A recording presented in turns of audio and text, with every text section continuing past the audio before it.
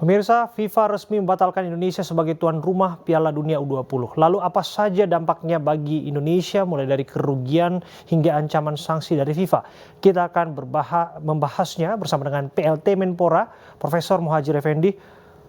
Assalamualaikum, selamat malam, Prof. Muhadjir. Selamat malam, Mas Bram.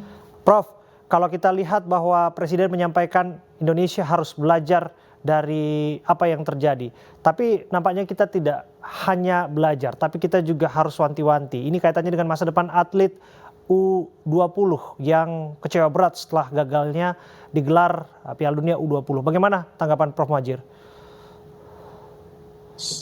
Kita akan terus menindaklanjuti apa yang telah menjadi arahan dari Presiden, dan tentu saja karena ini sudah menjadi kawasan yang sifatnya teknis, yaitu berkait dengan cabang olahraga, maka Kemenpora, saya selaku PLT Menpora, sekaligus juga Menko PMK akan mengawal apa saja yang sudah diarahkan oleh Presiden itu agar bisa dilakukan sebaik-baiknya oleh PSSI. Dan tadi Pak Erik juga selaku Ketua Umum PSSI juga sudah menyampaikan apa yang kira-kira akan dilakukan. Saya rasa semuanya akan berjalan seperti yang sebagaimana dikehendaki oleh Bapak Presiden.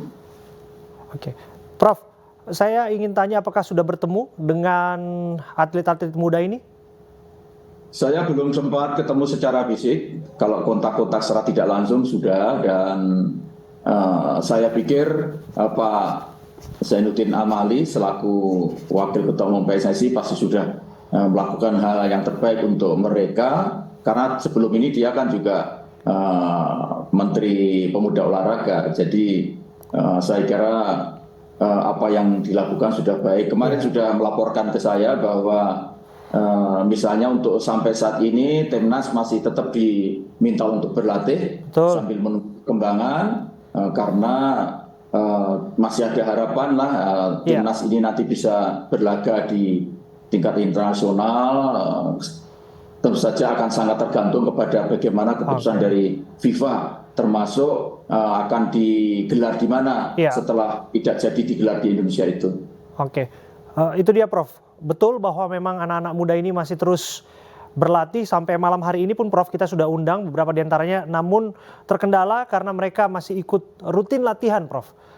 Tapi bagaimanapun saya sudah bertemu dengan beberapa diantaranya, punggawa-punggawa Timnas U20, dan raut kesedihan itu nampaknya tidak bisa disembunyikan, Prof. Muhadjir. Saya berupaya untuk memberikan semangat dan lain sebagainya, tapi bagaimanapun yang mereka butuhkan adalah kepastian karir mereka, Prof. Sebagian dari mereka tidak punya klub, mereka mendedikasikan waktu dan tenaga pikiran seluruhnya untuk Timnas. Bagaimana kira-kira pembekalan ataupun masa depan yang disiapkan oleh pemerintah kepada mereka?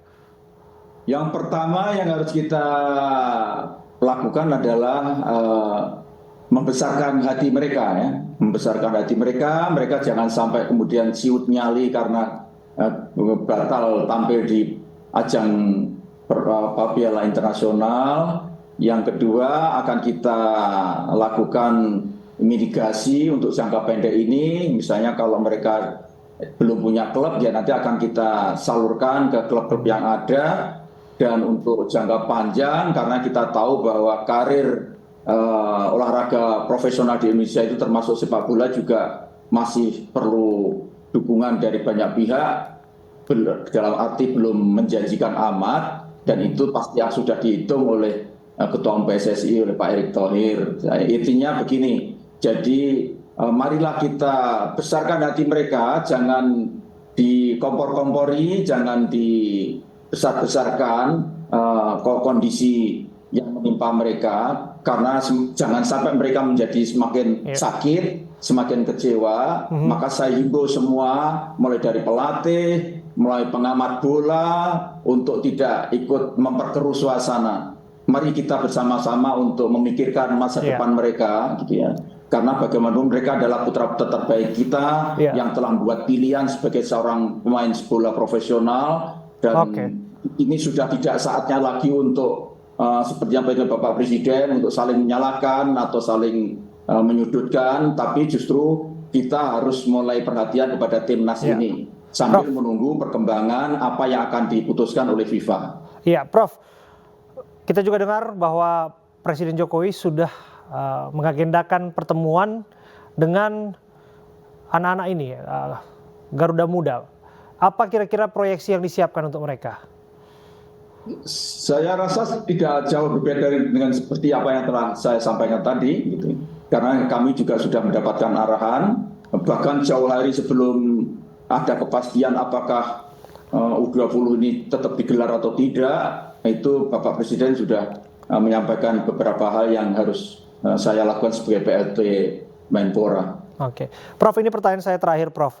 Apakah kemudian dengan gagalnya Indonesia sebagai tuan rumah Piala Dunia U20 di Bali akan mengganggu gelaran pentas olahraga lainnya yang mana kita jadi tuan rumah? Salah satunya misalnya akan ada gelaran olahraga pantai di Bali, Prof. Dan di sana juga ada atlet Israel yang juga nanti akan bertanding, akan berlaga. Kira-kira apakah ini akan berdampak, Prof? Kalau dampaknya pasti ada ya, tetapi kita upayakan menjadi minimal gitu ya.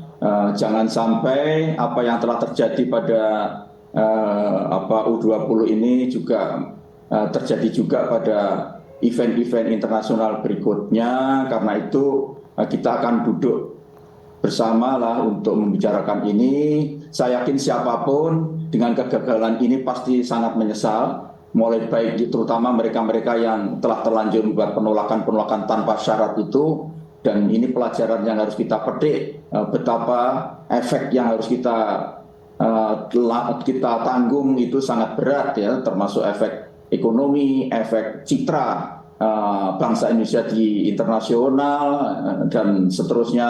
Ini hendaknya menjadi pelajaran kita semua seperti yang diarahkan oleh Bapak Presiden. Karena itu kita akan cobalah nanti akan kita data event-event internasional baik yang digelar di Indonesia maupun yang akan kita ikuti di tingkat internasional, terutama SEA Games. Ini juga sedang kita tata sebaik-baiknya. Jangan sampai kasus ini juga menjadi bekal buruk bagi timnas kita yang akan berlaga di ajang internasional, terutama SEA Games nanti.